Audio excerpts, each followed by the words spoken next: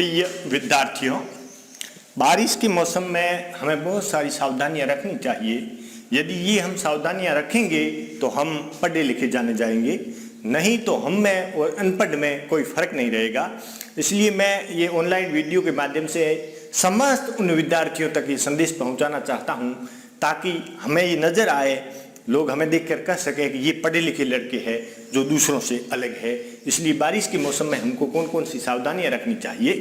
पहली बात, तालाब में भूलकर भी न जाए। छोटे छोटे गड्ढे हैं, तालाब है या नाडी है, या दूसरे शब्दों में मारवाड़ी में कहूँ तो जो ये नाडियाँ है, इनसे हमें दूर रहना चाहिए। इसमें अक्सर बच्चे डूब जाते हैं और ऐसा अक्सर 3-3, 4-4 बच्चे एक साथ भी हादसे हो जाते हैं और ये बच्चे डूबते हैं। ऐसा आखिर होता क्यों है? देखिए, इसका हम एक कारण समझे। अगर ये कारण बच्चों को समझ में आएगा तो बच्चे इससे दूर रहेंगे। तो मैं आपको एक कारण समझाऊं। जैसे ये तालाब है, जब यहाँ से नदी से पानी आता है या बाहर से पानी आता है तो अपने साथ जो मिट्टी के बड़े कण हैं वो तो पीछे छूट जाते हैं, लेकिन बारीक कण और पतली मिट्टी इनके साथ आ जाती है और ये पूरी मिट्टी जैसे ही पानी कुछ रुकता है इसके अंदर पूरी बिछ जाती है। ये बिल्कुल चिकनी मिट्टी होती है और ये अपनी एक परत बना लेती है। यदि कोई व्यक्ति इसके ऊपर पैर रखता है तो वो फिसल जाएगा। फिर क्या होता है, अक्सर बच्चे खेलते हुए इस पोखर में या नाली में आ जाते हैं और वो सोचते हैं कि हम घुटना तक पानी से आगे जाएंगे ही नहीं तो डूबेंगे कैसे। फिर भी वो बच्चे डूब जाते हैं। ऐसा क्यों होता है? इसका एक कारण है, एक साधारण व्यक्ति 1.5 मिनट तक यानी 100 सेकंड के आसपास अपनी श्वास रोक सकता है, लेकिन बच्चे सिर्फ 30 सेकंड तक ही श्वास रोक पाते हैं। लेकिन इसमें भी एक बहुत बड़ी खामी है। हम 30 सेकंड तक श्वास तो रोक पाते हैं जब श्वास अंदर भरी हुई हो। यदि पेट खाली हो तो ये समय 10 सेकंड आकर रुक जाता है। सारी श्वास आप बाहर निकाल दो और फिर श्वास रोकने की प्रयास करोगे तो आप 10 सेकंड ही बच्चे श्वास रोक पाएंगे। तो जैसे ही बच्चे इस नाडी के ऊपर आते हैं, घुटना तक पानी में जाते हैं और उनका पैर फिसलता है। पैर फिसलते ही उनके अंदर की सारी हवा बाहर निकल जाती है। जब अंदर की सारी हवा बाहर निकल जाती है और वो पानी के अंदर गिरते हैं, अब उनके पास सिर्फ 10 सेकंड का समय है संभलने के लिए।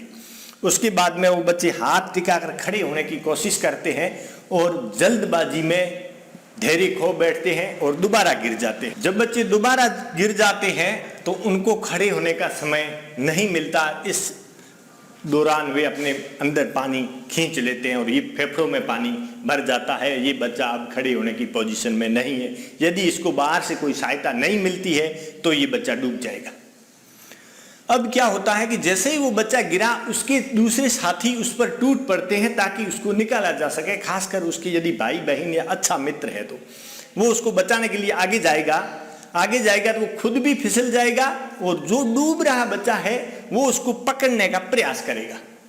इस दौरान दोनों बच्चे डूब जाते हैं। फिर तीसरा उतरता है तो तीसरा भी डूब जाता है, चौथा उतरता है तो चौथा डूब जाता है। इस प्रकार अक्सर एक साथ 3-3, 4-4 बच्चे पानी में डूब जाते हैं। जब बाद में ये हादसे देखे जाते हैं तो कई लोग ये बड़े शक करते हैं कि अंदर कोई भूत था जिसने बच्चों को खींच लिया। कुछ ये कहेंगे कि किसी मनमुटाव से या आपसी रंजिश से किसी ने बच्चों को मारकर यहाँ डाल दिया, क्योंकि पानी इतना गहरा था नहीं कि बच्चे डूब सके। तो फिर वो आखिर बच्चे डूबे कैसे? मैंने आपको कारण बता दिया। देखो, घुटने तक पानी में भी बच्चे डूब जाते हैं, छोटे बच्चे। क्या करें यदि एक बच्चा ऐसा गिर जाए? और पहली बात तो आपको पोखर के नजदीक ही नहीं जाना है, घुटने तक पानी में नहीं जाना है। दूसरी बात, इमरजेंसी है, आप किसी ऐसी जगह फंस गए कि आपको पानी की सख्त जरूरत है, बिना पानी के आप जी नहीं सकते, आपको पानी लाने इस पोखर पे जाना ही पड़ता है। तो क्या करें? अपने साथ एक लकड़ी रखें। ये लकड़ी आपकी हाइट से थोड़ी लंबी हो। दूसरा, जैसे ही आप पोखर में जाए तो पैर का पंजा पहले दबाए ताकि वहां थोड़ा गड्ढा बन जाए और वो गड्ढे के अंदर जो नीचे की मिट्टी आ जाएगी वो फिसलन भरी नहीं होगी, इसलिए थोड़ा गड्ढा बनाए, लकड़ी का सहारा ले, थोड़ा सा आगे जाए। आप बोतल या कुछ भरना चाहते हैं तो भर ले। भूल कर भी ऐसे पानी में स्नान न करें, पोखर में या नाली में। इससे क्या होता है? फोड़े फुंसियां। क्योंकि इस प्रकार का पानी अक्सर उसमें बैक्टीरिया होते हैं और ये बैक्टीरिया हमारी त्वचा के चिपक जाते हैं, नाखूनों के द्वारा ये हमारे पेट में चले जाते हैं और फिर फोड़े फुंसी पैदा होते हैं, या शरीर पे कोई घाव बन जाते हैं, उसमें बैक्टीरिया घुस जाते हैं और वहाँ पर फोड़े फुंसी पैदा हो जाते हैं। इसलिए इस प्रकार के पानी में बिल्कुल भी पढ़े लिखे लड़कों को नहाना नहीं चाहिए और तालाब, पोखर या नाली के नजदीक भी नहीं जाना चाहिए। दूसरा पॉइंट है, वर्षा ऋतु में जर्जर भवन के अंदर नहीं जाना चाहिए। एक नियम बना लो, कोई भी लड़का जर्जर भवन में नहीं जाएगा, क्योंकि भीग जाने से सीमेंट या जो ये चूना है ये कमजोर हो जाता है और थोड़ी सी हवा चलते ही जर्जर भवन अपने आप गिर जाएगा।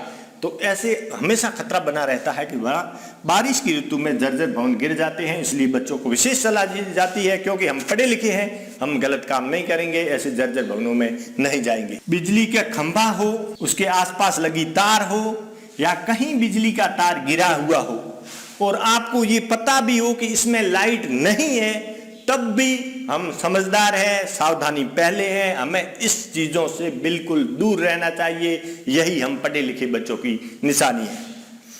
मौसमी बीमारियों का ध्यान रखना चाहिए, गंदे पानी में नहीं नहाना चाहिए, गंदी मिट्टी पैरों पे नहीं लगनी चाहिए, जूते पहन के रखने चाहिए और बारिश के पानी में 5 मिनट से ज़्यादा नहीं भीगना चाहिए और गंदा पानी है तो उसमें बिल्कुल भी हाथ पैर नहीं डालने चाहिए। अगली बात है, मच्छर पैदा हो गए हैं, मच्छरों को पैदा होने से रोके। कहीं पर भी पानी इकट्ठा है तो उसे हटा दे, जैसे कूलर, गिरा हुआ कोई पुराना टायर या कोई इस प्रकार की चीज़ पड़ी है जिसमें पानी इकट्ठा हो रहा हो तो उसको साफ कर ले।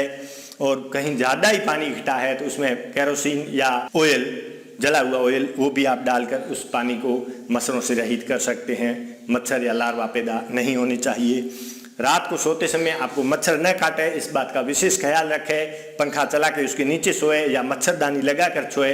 कुछ भी हो जाए मच्छर नहीं काटना चाहिए, क्योंकि विश्व में अधिकतर मौतों का कारण मलेरिया या मच्छर है। इसलिए मच्छरों से विशेष सावधानी रखनी चाहिए। मच्छरदानी महंगी नहीं आती, करीबन 300 से 400 रुपये की आएगी और मैंने मेरे परिवार में पिछले 10 साल से मच्छरदानियाँ मैं प्रत्येक के लिए अलग अलग खरीद रखी है।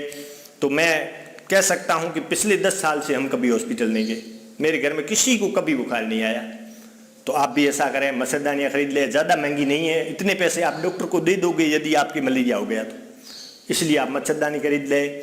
मैं आशा करता हूं कि आपको मेरी ये बातें पसंद आएगी और हम पढ़े लिखे हैं, पढ़े लिखे होने का परिचय दें और समाज के लिए दिशा दें। आप देश के भावी नागरिक हैं, देश को आपकी आवश्यकता है, आगे बढ़िए, अच्छे नागरिक बनिए। धन्यवाद।